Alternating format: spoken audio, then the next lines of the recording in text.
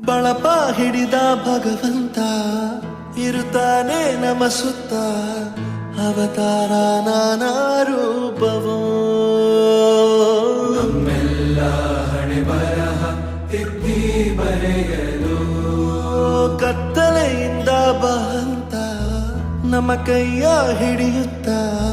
ಕರೆದೊಯ್ದ ಬೆಳಕು ತೋರಲು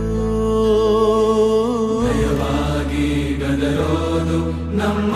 ಬೆಳೆಸಲು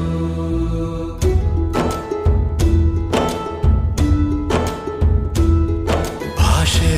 ಅಮೃತ ಕುಡಿಸೋ ತಾಯಾಗಿ ಭಾಷೆ ಅಮೃತ ಕುಡಿಸೋ ತಾಯಾಗಿ ಭವಿಷ್ಯ ಬರೆವಂತ ತಂದೆ ನೋವಾಗಿ